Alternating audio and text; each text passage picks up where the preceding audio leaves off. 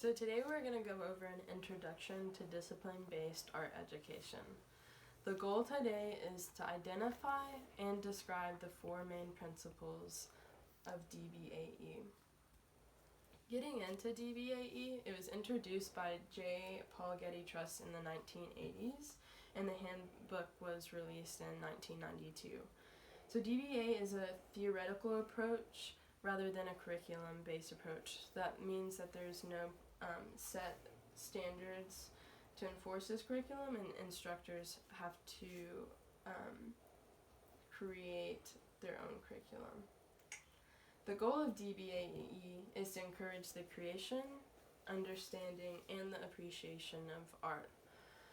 So while that is the goal of DBAE, there are some issues or responsibilities that art educators must reach or address so that it does end up being a well-rounded education program. So the four main principles of DBAE are art production, art criticism, art history, and aesthetics. So can any of you guys relate any of these four principles to your own experiences in art education? Sure, I've experienced criticism. Some that was harder to deal with than others, I guess. Okay. Do you think that helped your overall production of your artwork? It did, in a way, I suppose. You suppose. Okay. Anybody else? Let's move on to art production. So art production is the main discipline most people think of when they think about arts education. It's the actual making, construction, designing, and planning that goes into the making of two-dimensional, three-dimensional, and four-dimensional art. The second discipline is art critique. I have a little video here just of some students talking about art critique. Hopefully you guys will gain a critique a is little an bit better exchange, understanding. A discussion. a few other sets of eyes in the room. There are some things in your piece that only you see and that other people won't see. The best kinds of critiques are the ones where the whole class is participating. I think the worst crits are when everyone's just staring at your work and literally no one has anything to say. My drawing professor said that everything that I had tacked onto the wall was cliche, boring, and tacky. You as the instructor, you set the tone for the critique. I want to point out the good qualities, but I also want to point them out in a way where it'll give the artist somewhere to go. You're really trying to remember it's my artwork that's being critiqued and it has nothing to do with me as a person. The people in my classroom, they created this weird social dynamic. The whole art concept was just like totally new for me. For me, that was like the first time I had a really bad crit, but I think it actually propelled me more to work harder animation and try and create my own voice. So art critique gives the instructors an opportunity to see where the students are at in their own art making, but also allows the students to get feedback and constructive criticism on their methodology, their directions, what they see in their own artwork, as well as what other people see in their work. A critique is an exchange. So art history. So art history is a big part of DBAE. Art history adds to art education because it gives students a foundation for their art making in the future. So art history looks back at past traditions, past cultures, past people, the tools that they've used, their approaches, and it gives students a tool to use for moving forward in their own artwork and see where they play a part in the history of art as well. So moving on to the fourth principle of DBAE is aesthetics. So aesthetics combines form and context. The overall end goal or outcome of aesthetics is the experience that art creates.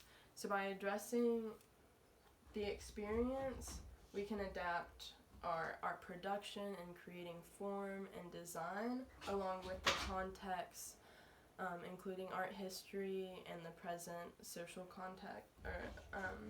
concepts that we are living with today, to combine to create an overall new art experience. So instructors can utilize this so that students are more have a goal at hand when creating their artwork. There are some requirements of the educator with DBAE. They must create sufficient and fitting curriculum. Since DBAE is only a theoretical approach, it doesn't give teachers those guidelines or standards to go off of. So it's up to the instructor to create fitting curriculum.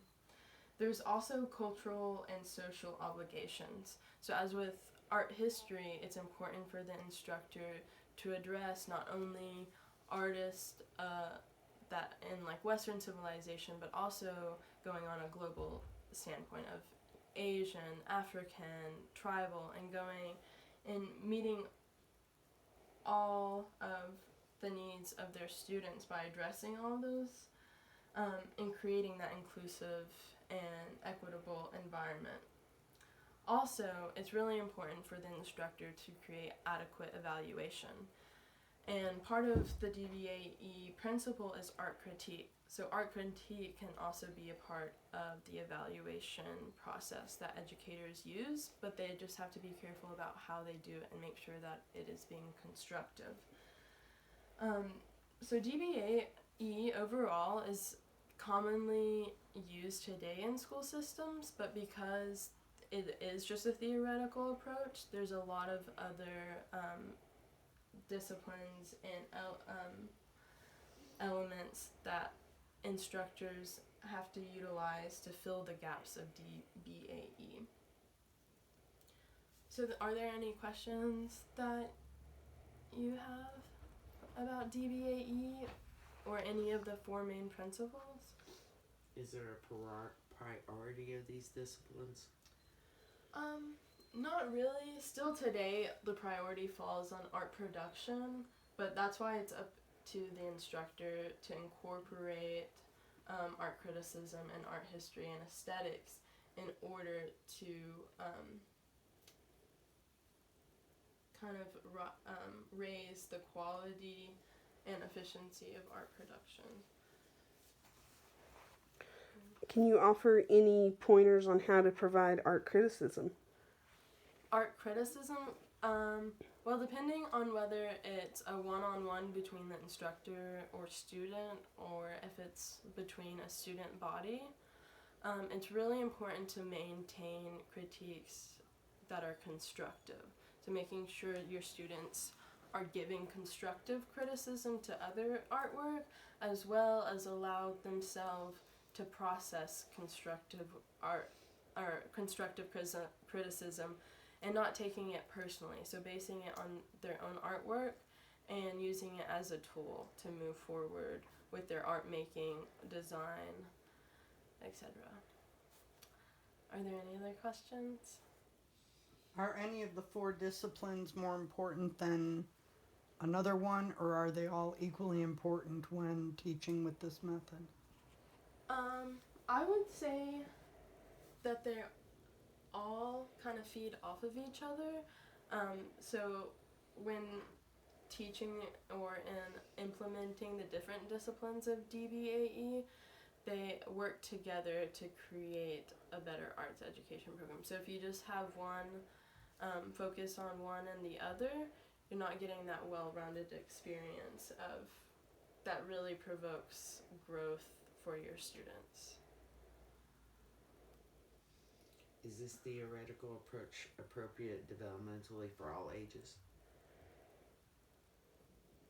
I would say that art criticism and the understanding of aesthetics, like including social context, and as well as art history, is more towards higher education, so like high school, middle school level, and I would say that some of those 3 disciplines can be implemented into the intermediate school, but you just really have to be careful about the students' understanding, just like you're asking, their developmental level.